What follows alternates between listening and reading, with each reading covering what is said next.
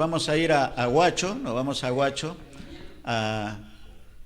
para la entrevista con el doctor David Rojas Paico, analista político, profesor universitario, constitucionalista, para conocer un poco de sus impresiones luego de digamos, un tiempo en la que no hemos podido tener su análisis.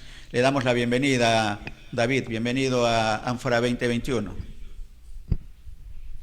Bueno, buenas tardes. Un saludo muy especial a tu persona y a todos los que te están viendo por estas ondas amigas. Muy bien, David, estamos también con Miguel Ángel Risco para poder conversar. ¿Cuál es la primera lectura en estos tiempos de elecciones, en estos tiempos de pandemia, estas declaraciones de Jaime Antezana, que no es la primera vez que lo está señalando a nivel público, de la hipótesis que tiene con respecto al tema del senderismo y puntualmente, David, con respecto a este atentado del día lunes en el BRAE? Adelante.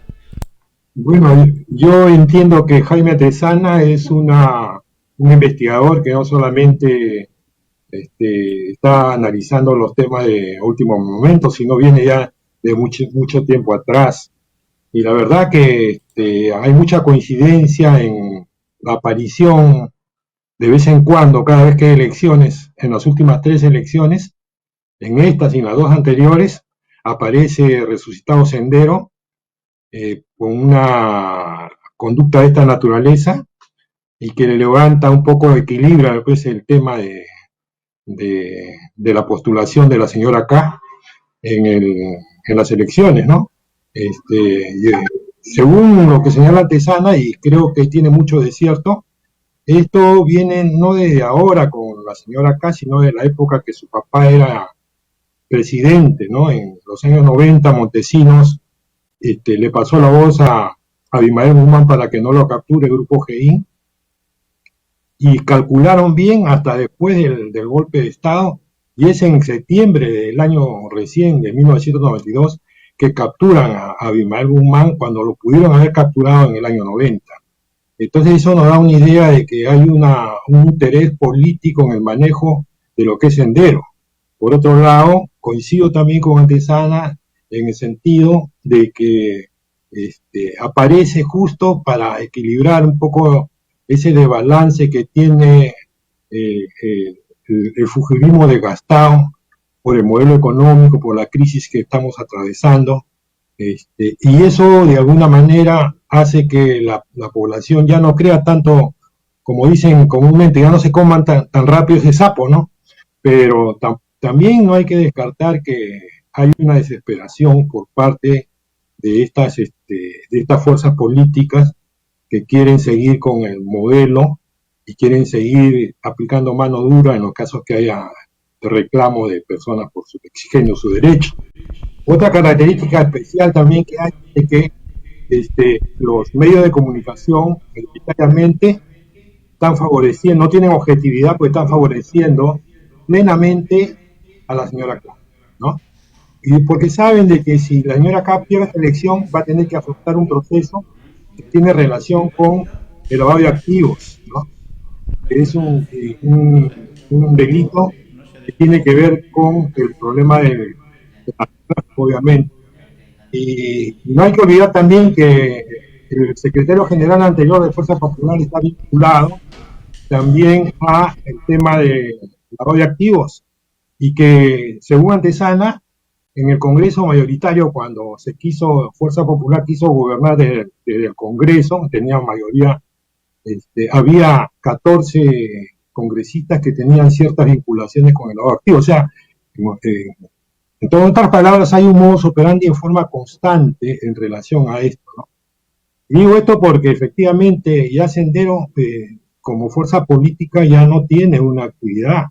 En todo caso, esos remanentes tienen que ver más con el narcotráfico que con esta situación. Y si eso es así, la victoria de la señora K vendría a ser una especie de colombización del Perú, donde van a aparecer pues algunos Escobares, ¿no? Algunos de esos jerarcas de la droga, porque definitivamente el narcotráfico es un poder de facto en nuestra sociedad. ¿no? Y que tiene raíces internacionales. Entonces debemos ser claros, y en todo caso son los medios de comunicación los que tienen que observar la objetividad que se debe, pues, ¿no? Yo pienso de que, así por ejemplo, lo último que acabo de leer en la mañana, es de que cómo van manejando las encuestas de Datum, por ejemplo, que ahora dicen que hay un empate técnico, ¿no? Y Datum estuvo vinculado a Montesinos en la época de Fujimori, ¿no? Entonces, le falta objetividad a esta situación. Los medios de comunicación, por ejemplo, hoy día el Comercio en su carátula dice que se va a confiscar las pensiones y en la República dice que se va a modificar el sistema del FP, sin tocar los fondos de los trabajadores. Entonces, hay una intencionalidad en el manejo de la noticia para, de alguna manera, proclive a esta fuerza política que de alguna manera alguno de sus integrantes tiene vinculación con el narcotráfico y con el lavado de activos. Esa es mi opinión. Al candidato de Perú Libre, ¿cuáles son las observaciones que puedes apreciar, considerando de que dentro del equipo, del grupo de legisladores electos, hay algunos sentenciados y algunos con proceso de investigación por temas relacionados al terrorismo? ¿Cuál debería ser, en todo caso, la actitud que debe tomar el candidato, considerando además que el domingo está el tema del debate, que quisiera también un comentario sobre el tema? Bueno, yo creo que el candidato, con respecto a los que están electos, no le correspondería hacer nada porque ya están electos. Lo que pasa es que el Jurado Nacional de Elecciones puede hacer las observaciones correspondientes, sí que hay sentencias firmes, pero en todo caso, es el resultado de la voluntad popular, ¿no? Y hay un principio en la Constitución que dice que una vez que uno purga su sentencia, ¿no? Está automáticamente rehabilitado. Se llama de una ley para que los sentenciados por terrorismo no puedan entrar a la administración pública. Pero eso es un tema, en este caso, un tema que le corresponde al Jurado Nacional de Elecciones, no al candidato. El candidato está postulando porque está haciendo una propuesta. Bueno, los congresistas electos, y que su reconocimiento tiene que partir por el lado del Jurado Nacional de Elecciones. Si hay alguna observación, será pues competente el Jurado Nacional de Elecciones para hacer eso. Ese es lo que yo considero que debe suceder. Claro, pero quizás a lo mejor el candidato efectivamente no tiene competencia, pero quizás los involucrados, David, podrían hacer un deslinde, una declaración pública señalando de que en tanto se den los resultados de las investigaciones, ellos se mantienen al margen. O sea, tiene que haber algunas muestras o no. Bueno, como te repito, el órgano competente es el Jurado Nacional de Elecciones, por eso hay filtro. El Jurado Nacional de Elecciones es el que tiene que cumplir con todos esos filtros para que haya una elección realmente democrática. Por ejemplo, yo te pongo la figura inversa, ¿no? El Movadef junta firmas para legitimarse como partido político. Ya esto estamos hablando hace varios años atrás, ¿no? Incluso Gillibrand dijo, ¿no? Bueno, es tanta cuestión, si ellos quieren participar, que participen, a ver cuánta gente va a votar por ellos. Pero el Jurado Nacional de Elecciones, al hacer el análisis de sus firmas y de su estatuto, advierte que dentro de ese estatuto ellos reivindican el pensamiento González. Y el pensamiento González es el marxismo, leninismo, maoísmo, que quiere asaltar el poder por la vía violenta. Entonces no puede haber un partido político que tenga en su base ese tipo de ideología, porque va contra la democracia representativa. Esa es la razón fundamental por la cual el Movadef, a pesar de tener las firmas correspondientes, no pudo acceder a una inscripción más. Entonces es un partido, un grupo que no tiene ninguna personalidad jurídica, por lo tanto puede participar en la democracia. Que los integrantes morados quieran votar por alguien o quieran hacer, ese ya es un criterio de ellos, pero no es una cuestión de que resuciten a Sendero Luminoso y que se vayan a hacer atentados terroristas. Yo pienso que por ese lado no habría una circunstancia, ¿no?, que justifique esa situación. Y por último, a ellos les conviene, a los remanentes, a los que han participado en Sendero Luminoso, que se estuvieron de acuerdo con el acuerdo de paz de reivindicación a Ismael Guzmán, a ellos les conviene que Fujimori salga indultado para poder sacar también a su líder, porque hay un principio de equidad que dice, a igual razón, igual derecho. A ellos les conviene más bien que salga Fujimori indultado. Pero ¿qué significa la presencia de Keiko Fujimori en el poder? Es una organización delictiva. Una organización delictiva en el poder significa, pues, colombianizar. O sea, vamos a estar como Colombia en la época de Escobar, ¿no? Donde el poder, el narcotráfico es el que hace y deshace. Y se va a retroceder todo aquello que se ha avanzado con la lucha contra la corrupción. Entonces, es un tema que también hay que ponerlo en el tapete, ¿no? Los medios de comunicación omiten esa situación en forma malintencionada para mí, de alguna manera, porque tiene que ser objetivo. Si la prensa no es objetiva, se perdió toda democracia.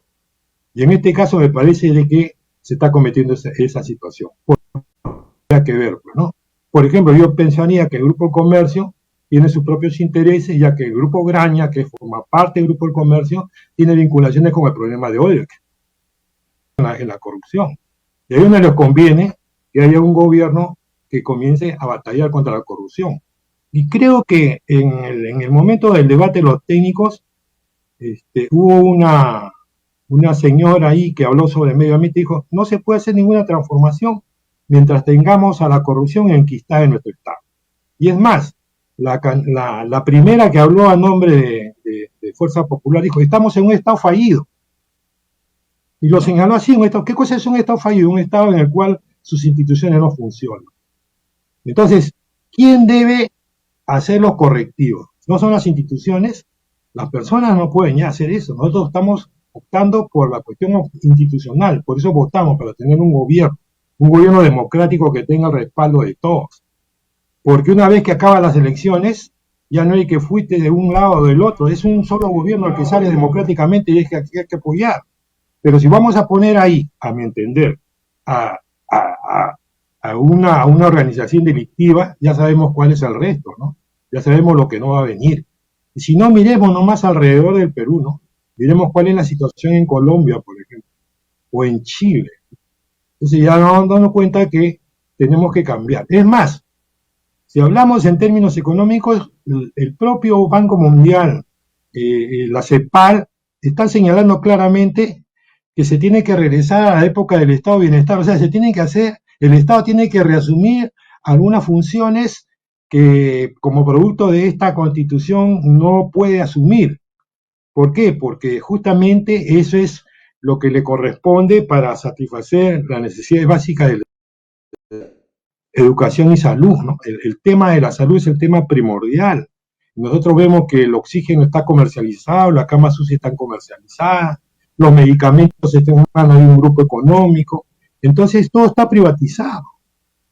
¿Cuánto cuesta una cama UCI en una clínica? Porque en el Ministerio de Salud no vamos a encontrar ninguna, menos en el instituto, en lo que es la seguridad social.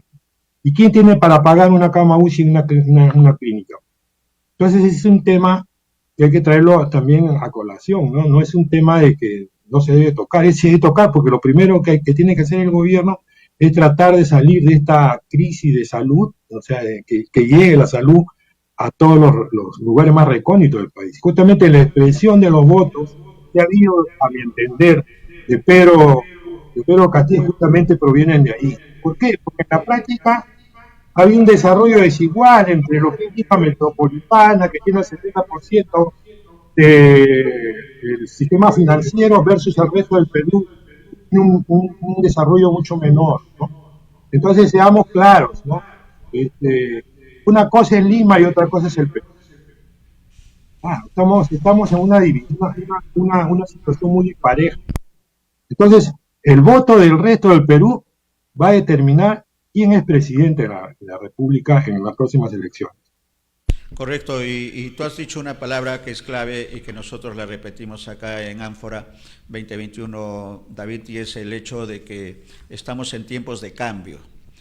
La población en la primera vuelta, los electores de primera vuelta y sobre todo del sector rural, como tú bien señalas, el interior del país, las regiones del país, le han dicho al Estado, al gobierno, a los candidatos, tienes que cambiar. tienes que darnos atención en los servicios básicos, como tú bien lo has explicado. Y eso creo que va a prevalecer en esta segunda vuelta, porque todo el terruqueo, toda esta campaña mediática de los medios de comunicación no han afectado. Y el mismo datum, hemos tenido a un analista, no sé si has tenido la oportunidad de escuchar a Pablo Rojas Díaz, que es un consultor internacional en temas de marketing político, hizo el comentario a una pregunta sesgada, tendenciosa, malintencionada de Datum con respecto a lo del Brain, y la pregunta era si esto qué tanto afectaba al candidato Castillo, y la respuesta fue que no, lo afecta 20%, no lo afecta 20%, pero había un 50% que no contestó, ignoró la pregunta, la respuesta. Con lo cual queda demostrado lo que estamos comentando y la tesis tuya con respecto a ese voto del interior del país que finalmente está prevaleciendo en esto. ¿Cuál es la expectativa entonces en este escenario, David, con respecto al debate de este domingo, que va a ser fundamental? Mira, para ese claro, va a ser básico, no va a ser básico. Hay algo curioso, si tú te diste cuenta en el debate de la semana pasada, vimos a Carranza, exfuncionario del Banco de Fondo Monetario, ex ministro de Alan García, del famoso perro del hortelano, y cuando estaba de ministro de Economía, él decía que las pensiones no podían subirse porque era generar inflación, era un gasto innecesario. Y sin embargo, ahora lo hemos escuchado que va a duplicar pensión 65. Entonces, está borrando con el codo lo que escribió con la mano. Y eso es porque lo único que tiene que ofrecer es simplemente demagogia. Si tú te das cuenta, en el primer debate, lo único que se ha hecho es ofrecimientos a comer lugar, pero en ningún momento por parte de Fuerza Popular se habló de una política anticorrupción, ¿no? Entonces, es más, a mí me gustó mucho lo que dijo Guillén, se lo dijo a Rospigliol, sino cómo puede ser posible que una organización criminal pretenda encarnarse en el poder. Y la verdad, pues, eso no se puede borrar el sol con un dedo, no se puede tapar el sol con un dedo. Eso es lo que el pueblo está viendo. Ya se cansó del tema mediático, los psicosociales, el manejo de los medios de comunicación que tienen sus intereses empresariales. Eso ya no cala. Bueno, en todo caso, será el pueblo que decida en última instancia qué es lo que quiere, ¿no? Pero yo creo que ahora sí están viendo esta pandemia ha sincerado la crisis del modelo. Por eso es que no solamente en el Perú hay este tipo de reacción, ¿no? Veamos Colombia, que tenía mucho más estabilidad institucional. Chile, que tenía el mismo modelo, ¿no? Hablar de comunismo en Chile es hablar como de cualquier otro partido político. Es más, en Santiago ha ganado el Partido Comunista Chileno. Pero hablar de comunismo acá significa mentar al diablo, ¿no? Es decir, que uno quiera irse al infierno, ¿no? Cuando en la práctica eso no es, pues, ¿no? Porque yo dudo mucho que haya realmente un comunismo. Lo que la gente quiere es que le solucionen el problema. ¿Cuál es el porcentaje de población económicamente activa que es informal? ¿Y cuál es el índice de la pobreza que ha crecido en estos años de pandemia? Y nos vamos a dar cuenta que efectivamente hemos retrocedido por lo menos 15 años. Estamos con una recesión tremenda. Y levantarnos de esa recesión significa hacer un programa humano de prioridad a las reales necesidades de la población y no solamente se ocupe de mantener la rentabilidad de los grupos de poder en el país, que es lo que está pasando hasta ahora. Correcto. Clarísima las propuestas y los comentarios, David. Bienvenido nuevamente a Ánfora 2021. Espero que tus tiempos en la universidad permitan que podamos conversar, si no el lunes, el martes, después del debate previo también ya a las elecciones. Si quedara algo en el tintero, para mí es un placer. Para mí es un placer colaborar contigo. No es la primera vez que lo hacemos y me gusta mucho en que tú tratan los problemas, ¿no? Y eso creo que es importante para que la población se culturice, sepa tomar una decisión. Yo lo único que puedo decir es que invocar a la población que vaya a votar sin miedo y aspirando a un nuevo Perú. Sí, son épocas de cambio, David, y eso creo que la gente lo tiene muy claro. Muchas gracias, David. Espero que el martes o miércoles podamos volver a conversar. Un abrazo a los Correcto, amigos coordinamos. de Huacho.